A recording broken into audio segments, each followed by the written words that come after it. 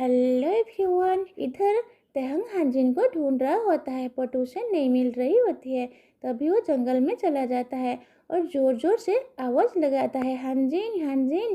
तभी सामने से आवाज़ आती है तेहंग, और इधर वो देखता है कि वो एक गधे के अंदर है कि थैंक गॉड तुम आ गए।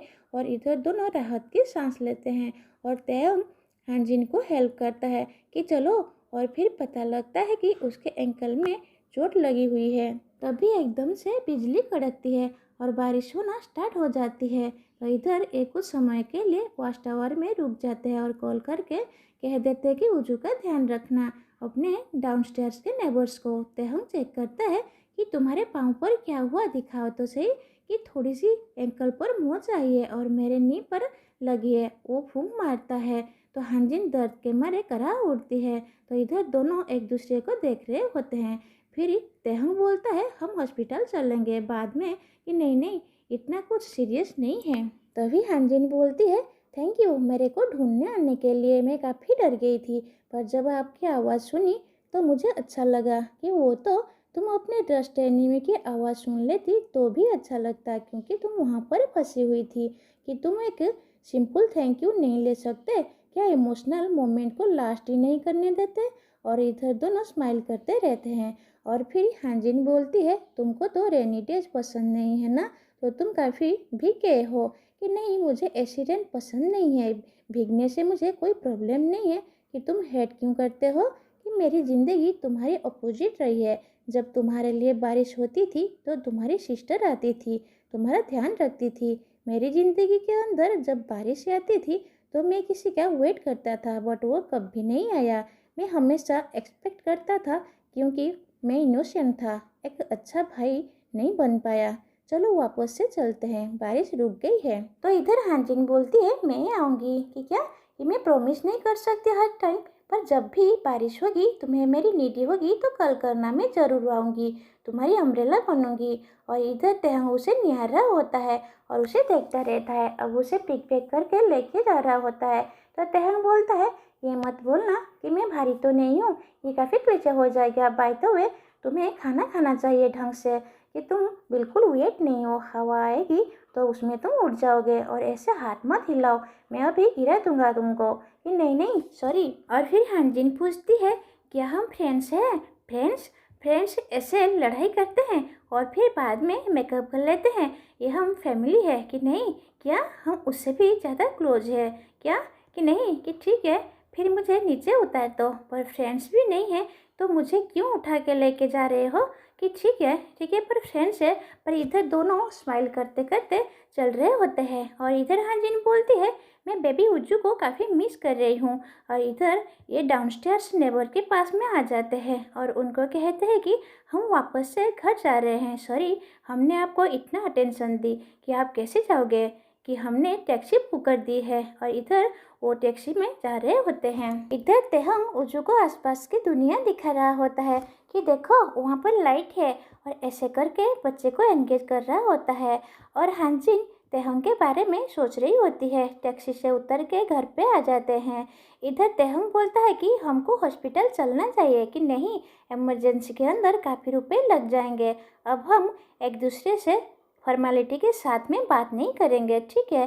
तभी देखते हैं कि यहाँ पे और कोई नहीं, युनसुंग होता है और वो कहता है कि तुम्हारा फ़ोन एकदम से कट हो गया तो मुझे तुम्हारी चिंता हुई, और फ़ोन भी अब आ रहा था तो मैं इधर आ गया। कि सॉरी वो कुछ इंसिडेंट्स हो गया था। तभी युनसुंग देखता है कि हांजिन के घुटने पे लगी हुई है। और इधर हांजिन बोलती है तुम बच्चे को लेके अंदर जाओ, और तेहंग बेबी को लेके अंदर चला जाता है।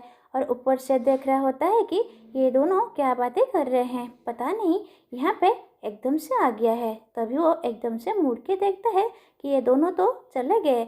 और इधर उनको दिखाया जाता है कि युनसुंग बोलता है कि बारिश का पानी था, उसे इन्फेक्शन हो जाएगा, चलो हॉस्पिटल चलते हैं। और इधर इमरजेंसी में ट्रीटमेंट करा के आ जाती है। और इधर हांजिन बोलते हैं कि अभी अभी मैं इमरजेंसी में 2 बार आ गई हूँ, कि आई होप थर्ड टाइम ना हो। और हांजिन बोलती है थैंक यू सारे एक्सपेंसेस देने के लिए। तो युनसुंग बोलता है इसमें क्या थैंक यू की बात है, कल हम एक रेस्टोरेंट में चलते हैं और वहाँ पे हम प्रोडक्ट रिलेटेड बात भी कर लेंगे और साथ में तुम मुझे ट्रीट भी दे देना कि ठीक है। और इधर वो बेबी उजू की फ़ोटो दिखाती है और इधर तेहंग को नींद नहीं आ रही होती है। कितना टाइम लगा रहे हैं, अभी तक नहीं आई। इधर हांजिन घर पे आती है और देखती है कि बेबी उजू सो चुका होता है और पूरा घर क्लीन होता है। इधर मॉर्निंग हो जाती है और तेहंग की तबीयत खराब होती है। वो खांसी कर रहा होता है बट फिर भी हिम्मत करके उठ जाता है क्योंकि काफ़ी लेट हो गया होता है। और वो बाहर आता है तो देखता है कि हांजिन यहाँ पर तैयार हो रही होती है और बेबी को भी तैयार कर रही होती है। और तेहंग पूछता है कि तुम कहीं जा रही हो? कि हाँ, वो लंच पे। कि ओके, किसके साथ में? कि उनसुन के साथ में, वो मैनेजर के साथ में। हम काम भी करेंगे और साथ साथ में रेस्टोरेंट के अंदर खाना भी खाएंगे। कि बेबी को क्यों लेके जा रही हो? आज वीकेंड है, बेबी की ड्यूटी मेरी है। कि ठीक है, जाओ तुम। तभी इधर वो खांसी करता है कि तुम्हारी तबीयत खराब है, कि कल तुम शायद भीग गए थे इसके कारण। कि नहीं, मैं अपने आप ठीक हो जाऊंगा। कि हॉस्पिटल चले? कि नहीं, कि फर्स्ट एड किट के अंदर दवा है, वो ले लेना। कि मुझे पता है, तुम जाओ। और इधर हांजिन बेबी को लेके चली जाती है और फिर ही वापस दरवाज़ा खोल के कहती है, मैं जल्दी घर आ जाऊंगी जैसे लंच खत्म होगा। इंशुन बाहर खड़ा होता है। हांजिन बोलती है, तुम मुझे पिकअप करने के लिए आए हो? इधर इंशुन बोलता है, तुम्हारा लेग कैसी है? बाय द वे, मेरे पास में कुछ है। और इधर वो एक टॉय निकालता है कि सॉरी, तुम्हारे लिए नहीं, बेबी उजू के लिए है। और बेबी उजू ये देख के काफ़ी खुश हो जाता है। हांजिन बोलती है, तुमने बेबी सीट भी ली? कि नहीं, मैंने बोरो करी है। बाय द वे, उजू कितने साल का है? कि 21 मंथ्स का है। कि वो बिल्कुल भी शाय नहीं है और काफ़ी क्यूट है। और बेबी मुझसे डेयर नहीं, इसीलिए आज मैंने सूट भी नहीं पहना है, बिल्कुल कैजुअल कपड़े पहने हैं कॉलेज डे की तरह। कि वाओ, कि तुम स्माइल क्यों कर रहे हो? तुम्हें पता था ना तुम कॉलेज में काफ़ी पॉपुलर हो? कि हाँ, ऑब्वियसली। वैलेंटाइंस डे के दिन मेरा लॉकर भरा हुआ रहता था और 7 साल हो गए हैं उसके बाद में हम मिल रहे हैं ना। कि हाँ। और ये लोग लंच पे आ जाते हैं और यूनसुंग बोलता है कि बेबी के लिए ये खाना लाओ और हमारे लिए ये है। तो हांजिन बोलती है, आपने पहले से ही सारी प्लानिंग कर रखी थी। कि हाँ, यहाँ का शेफ मुझे जानता है और वो अच्छी अच्छी डिशेस मंगाता रहता है। और हांजिन काफ़ी इम्प्रेस्ड होती है और इधर वो कहता है कि हम प्रपोजल पे भी काम कर सकते हैं। और इंसुंग हांजिन को और बेबी उजू को देख रहा होता है कि कैसे वो उसको खाना खिला रही होती है और कैसे वो स्माइल कर रही होती है। और इधर हांजिन बोलती है, ऐसे क्या देख रहे हो? इंसुंग बोलता है, काफ़ी स्ट्रेंज लग रहा है, 7 साल में काफ़ी कुछ बदल गया है ना। मतलब गलत वे में नहीं, अच्छे वे में। बाय द वे, मैं तुम्हारे क्लोज आना चाहूँगा जैसे हम पहले थे। कि क्या? कि ऐसे ऑकवर्ड तरीके से मत देखो, कि तुम छुपा नहीं सकती, तुम इस बेबी की तरह बिल्कुल ट्रांसपेरेंट हो, तुम्हारे एक्सप्रेशन से पता लग जाता है। बेबी भी काफ़ी स्मार्ट है। तभी बेबी उजू बोलता है, I am smart, I am smart. इधर तेहंग अकेला ही खाना खा रहा होता है, चुपचाप रामेन बना के, और सोच रहा होता है कि अभी तक नहीं आई, दिन के 3 बज गए हैं। तभी डाउनस्टेयर्स नेबर की लड़की सारी फोटोज़ भेज देती है जो उसने कल क्लिक करी थी और वो उन फोटोज़ को देखते रहता है। और उसे लिमचो की बात याद आ रही होती है कि तुम्हारे दिल के अंदर किसी के लिए प्यार होता है, अफेक्शन होता है, तो वो लेंस के थ्रू दिखता है। और इधर वो देखता है कि बेबी उजू की और हांजिन की फ़ोटो काफ़ी क्यूट आई है और वो किस तरीके से वो दोनों स्माइल कर रहे हैं। और उन फोटोज़ को देख के वो भी स्माइल कर रहा होता है। और इधर वो बिस्तर में पड़ा होता है और उसकी तबीयत काफ़ी ख़राब हो रही होती है और उसको बुखार आ गया होता है। तभी हमको दिखता है कि हांजिन बार बार कॉल कर रही होती है बट वो कॉल पिक नहीं कर पा रहा है क्योंकि फ़ोन साइलेंट पे है और वो काफ़ी बीमार है।